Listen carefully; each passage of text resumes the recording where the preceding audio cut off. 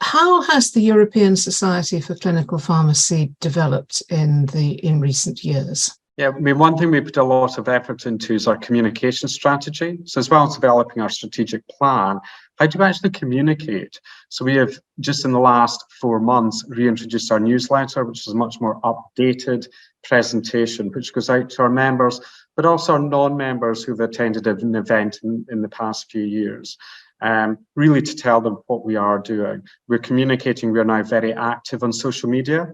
So we have posts almost every day or 2 days on Twitter, LinkedIn, Facebook, and we're looking to bring Instagram and maybe Threads, I think is the new UK one, into that sort of array of communication. But it's really our strategic plan thinking, what do we deliver for our members in terms of research, in terms of education, and in terms of practice development? So one big innovation there is bringing the webinars in, which really came in around about COVID, where we had to put our 2 main yearly events online, and then brought in a series of webinars to almost supplement that, and we've continued with those. The best practice papers developed about 2 years ago.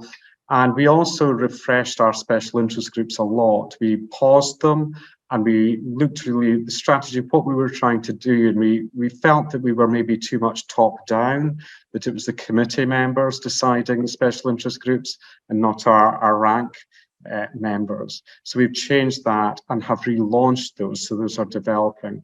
And one really key thing that we're proud of is our young members special interest group, which is really there to support developing practice. It's not really defined in terms of age, anybody can join it, but it's really looking at those early career practitioners and thinking about how we support those. The other thing we are putting a lot of effort into now is linking with national clinical pharmacy societies and almost signing off memoranda of an understanding around how we can work together and support each other. And we offer member discounts for those societies that sign one of these agreements with us. So we're actually reaching out not just at an individual level, but thinking about how do we support societies and how do they support us as well. It's not just ESCP supporting the national societies, how can the national societies really contribute to this wider international society as well. I want to come back to one of the things that you mentioned, and that was special interest groups. Could you tell us what some of these groups are and perhaps give an example of what they've done? So historically, for a number of years, we had many special interest groups, but it was really difficult sustaining them and thinking, what are we trying to deliver there? So we paused those and did some work in our special interest group council and with the general committee as well, thinking what are we trying to deliver here, and came up with developed a template, a sort of blueprint for how we develop a special interest group, how it runs, how it's sustained, and maybe as well how it's cessated, because a special interest group might be developed for a particular issue, and once the members feel that they've developed everything within that issue, it doesn't need to continue. So we introduced them really just at the start of last year, and we're taking it quite slowly. So our first one is a deprescribing special interest group, and we are partnering with some of the big international deprescribing groups, particularly in Canada and Australia, around that. Now, again, the special interest group functions can be very, very different depending on what the members of those special interest groups need. So that was our first one, and we run a lot of joint journal clubs with those societies and do some project work ourselves. The next one that came along was mental health, and it's operating in a very, very different way.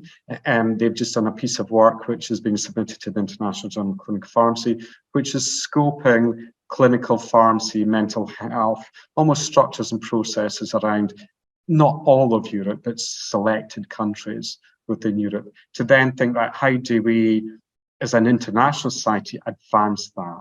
So it's working in a very different way to the deprescribing one.